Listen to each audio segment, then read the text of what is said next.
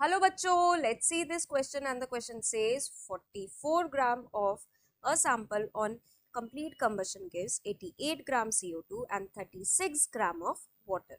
The molecular weight, the molecular formula of the compound may be. तो बच्चों यहाँ पे छोटा सा करेक्शन है इस क्वेश्चन में, ये मॉलिक्यूलर नहीं है, यहाँ पर है बच्चों इम्पेरिकल फॉर्मूला। तो बच्चों इम्पेरिकल फॉर्मूला बताना है हमें कंपाउंड का जिसमें एक सैंपल है, हम उसे एक्सलेट कर लेते हैं। इसका कंप्लीट कंबशन हो रहा है और हमें मिल रहा है CO2 और H2O मिल रहा है। ठीक है, अब इसका हमें वेट गिवन है 44 ग्राम, कार्बन डाइऑक्साइड का 88 ग्राम और वाटर का 36 ग्राम। कंप्लीट कंबशन के बाद हमें ये मिल रहा है, तो हाइड्रोकार्बन है, ये हमें पता चल चुका है। ठीक है, अब क्वेश्चन ये उठता है क्या ऑक्सीजन प्रेजेंट होगा उस हाइड्रोकार्बन में या नहीं होगा, वो हमें आगे पता लगेगा।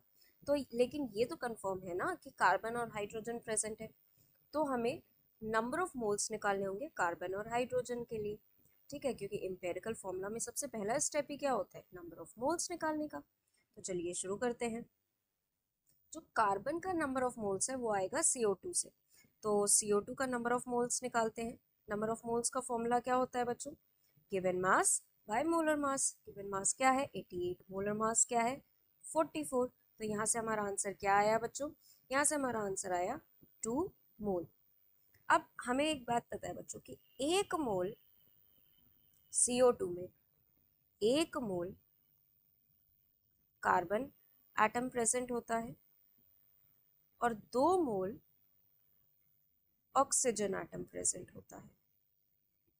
तो 2 मोल कार्बन डाइऑक्साइड में कितने मोल कार्बन एटम प्रेजेंट होंगे बच्चों, 2 मोल कार्बन एटम। तो नंबर ऑफ मोल्स क्या आ गए कार्बन के लिए 2 मोल्स। ठीक है, तो हमें कार्बन के नंबर ऑफ मोल पता लग गए। अब बात करते हैं हाइड्रोजन के लिए। हाइड्रोजन के नंबर ऑफ मोल्स निकलेंगे हमारे वाटर के नंबर ऑफ मोल्स के मदद से। तो नंबर ऑफ मोल्स हम वाटर के निकाल लेते हैं।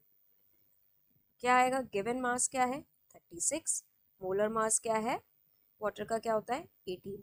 यहाँ से भी हमारा आंसर आया 2 मोल। ठीक है बच्चों, अब हमें एक बात यहाँ पे वही चीज अप्लाई करते हैं कि 1 मोल वाटर में 1 मोल वाटर में 1 मोल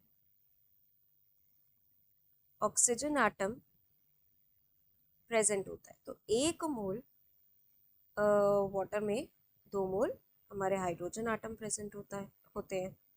इससे हमें ये बात पता चली बच्चों कि नंबर ऑफ मोल्स क्या आ गए हाइड्रोजन के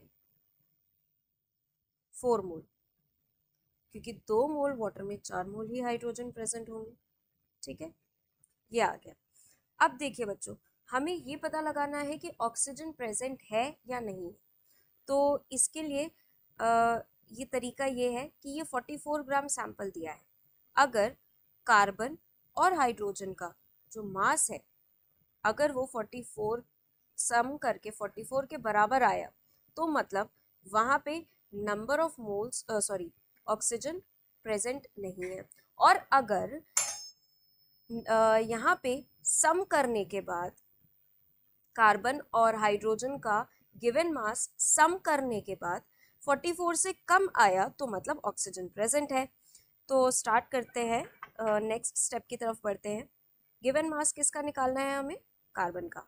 तो कार्बन का गिवन मास देखिए, नंबर ऑफ मोल्स का फॉर्मूला क्या होता है, given mass by molar mass. तो कार्बन का गिवन मास क्या आएगा, given mass of carbon, number of moles कितना है 2 मोल निकला, और मोलर मास कितना आया, कितना है मतलब कार्बन का कितना होता है 12, तो यानी कि 24 ग्राम। गिवन मास जो है हाइड्रोजन का कितना आएगा 4 इंटू 1, दैट इज 4 ग्राम। ठीक है, यहाँ से ये कार्बन का आ गया और हाइड्रोजन का आ गया। क्या ये सम करने के बाद 44 के बराबर आ रहा है, बिल्कुल नहीं। तो इसका मतलब कि ऑक्सीजन प्रेजेंट होगा। तो हम यहाँ लिखते हैं mass of carbon plus mass of oxygen plus mass of hydrogen is equals to 44। Carbon का मास क्या है 24, ऑक्सीजन का क्या है हमें निकालना है, हम इसको वायलेट कर लेते हैं चलिए, और हाइड्रोजन का मास 4 इज इक्वल्स टू 44।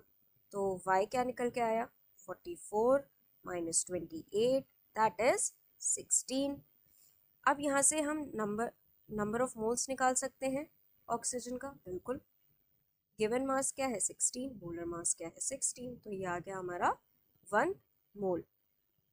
इसका मतलब हमारा एम्पेरिकल फॉर्मूला क्या निकल कर आया, क्योंकि देखिए यहाँ पे ये सिंपलेस्ट होल नंबर में ही है सर, तो इसको किसी से ना मल्टीप्लाई ना डिवाइड करने की ज़रूरत है। तो हमारा एम्पेरिकल फॉर्मूला बच्चों निकल कर आया C2H4O, मतलब हमारा करेक्ट ऑप्शन कौन सा है बच्चों, option C. So I hope all of you understood very well. Thank you and best of luck.